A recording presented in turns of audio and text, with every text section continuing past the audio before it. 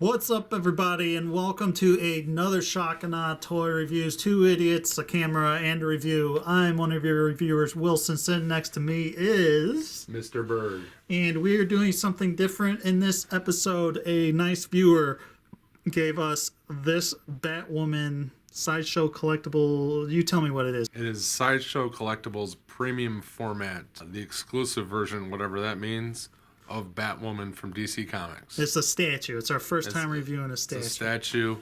We actually are unboxing it for him. He hasn't even seen it, so we're gonna break it. Yeah, he wanted us to get it on film in case it was broken. Yes. It's gonna be broken by the end of this Probably. review. All right, let's get started.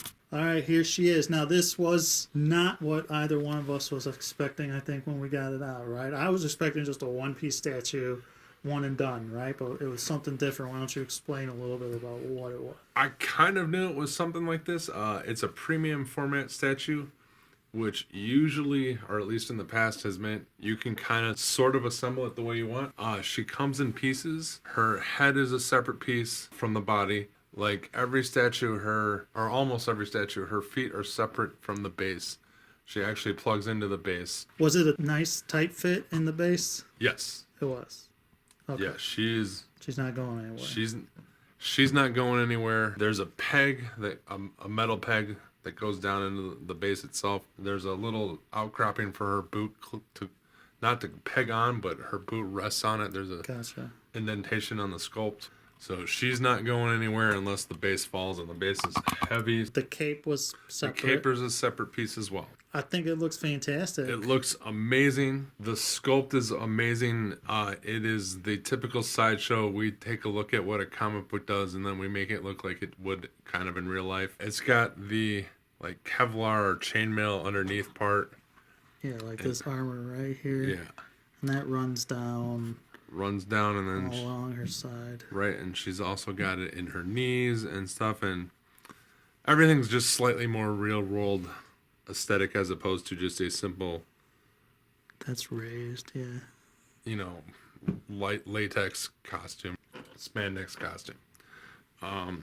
So yeah, the sculpt is immaculate. The paint job is great. All kinds of detail in the paintwork on the chainmail.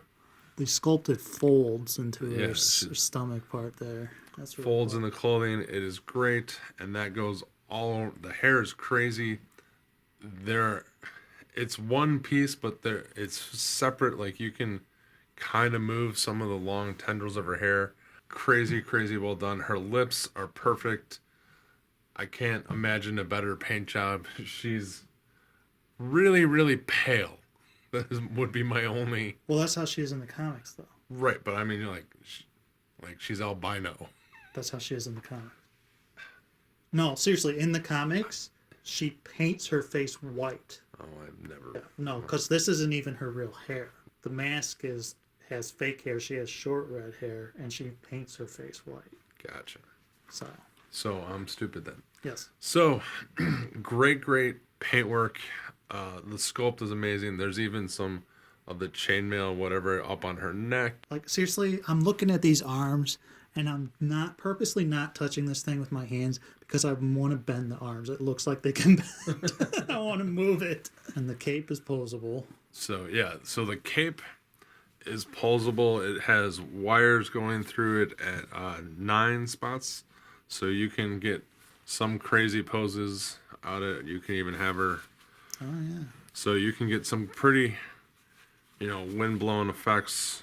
And her cape is held on by two tiny pieces, right? Two tiny little clips. There's holes in the cape that goes through the cape into her chest. I'm terrified they're going to break. Yeah. I don't know what they're made of. They feel a little fragile. They're little bat point things, so... Were they hard to get in and on? Yes, because it's all black.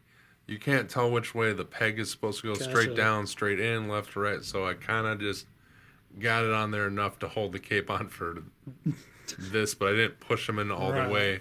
Did you put the cape on before the head? Yes. Okay. So note to selves, if you have this. Well, her hair covers up the clips. Oh, so maybe that's helping the cape stay on anyway. The black is a different material from the red. I don't know how well that shows up on camera, but it looks great. The other cool thing, and this might be the reason it's the Sideshow exclusive, is that she comes with accessories in the form of some multiple hands. This is the hands I first put on her. She has a relaxed hand and one of her, what kind of gun is that, Wilson? It looks just like maybe a Beretta. I don't know. Uzi 9mm. It is not an Uzi. When we first open it up, they're all in their own little separate packages. And I'm we like, fucking flipped out. and I'm like, oh my God, I'm going to break, how do I, because it says on the box, use extreme caution when assembling figure. So we weren't expecting to have to put anything together. And then because they're amazing, they're actually magnetic. That's really cool. The pegs only allow you to put it into the wrist one way. So while the magnet will hold there, it doesn't look right. So it fits in one way. So you get a relaxed hand, gun hand.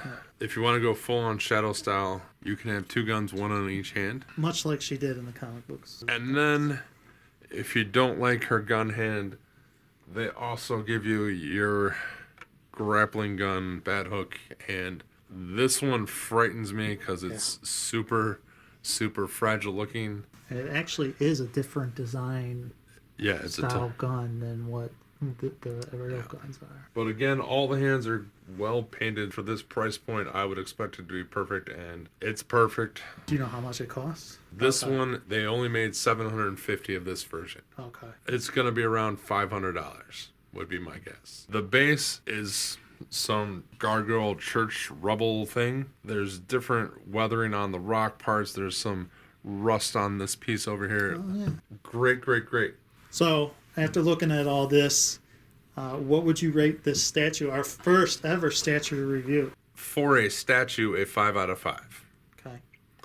Because almost every statue I own, I can't mess with it. Like, it's just stuck in one pose. All right. So I can mess with her cape. I can make her cape match the windblown look of her hair. And I also don't have to worry about the fragility of a giant, thin cape if they made a cape to go with it. So I love that. The paintwork, the sculpt is amazing. It looks so good. It looks way better in person than it even does on camera, and it looks great on camera. I also love the fact that you get different hands. The one thing I would have liked is if she had a non-gun left hand. Yeah. But she looks more badass with the gun, so I would never display her with that. But for the size of this piece, it's around 2 feet tall. I have statues that I bought 20 years ago that were half the size that were $100 or $150. So if I doubled them, that would be around $300. And they're nowhere near as good as this thing is. And today's market, extra accessories, the fact that it has magnets, can't imagine a better Batwoman statue in this scale. So would you say this is a good price point for this thing? I don't know that much about statues and especially Sideshow Collectibles stuff. I know they're high-end, but... This is a high-end statue. Sideshow statues only ever go up in price. Okay. You're not going to lose money. The only way you get screwed is if you break it. Okay. So, I mean, I guess in that case, yeah, I'll go ahead and give it a 5 out of 5 hammers as well. I don't really have anything to complain about. I do collect statues. I wouldn't ever buy a statue like this, although this thing is really cool. And the thing I'm most impressed about is the magnet hands and the fact, like you said, you can switch things out and have it look the way you want. And this is one of the very few times that I think a cloth cape not only looks decent, but works well in terms of posing it, you know? We've had videos in the past where I mentioned that soft goods suck. This is finally a big enough scale where it looks pretty much what it would look like life size. The stitching on this is crazy good too. But like the wiring actually holds for now. I don't know if it's because it's straight out of the box or what, but so far, like, no real problems. Yeah, this would make me nervous, but that's like with any kind of statue thing. There's always pieces that you got to worry about breaking. You know, the Wilson in me really wants pieces to be able to move, like arms and even like pose her even more. That's why I don't like. That's why I don't care for statues anymore. Right. This is a cool pose, but I guarantee you, I could put her in a pose that I would like her. Yeah. And display her. 5 out of 5. It's really nice looking.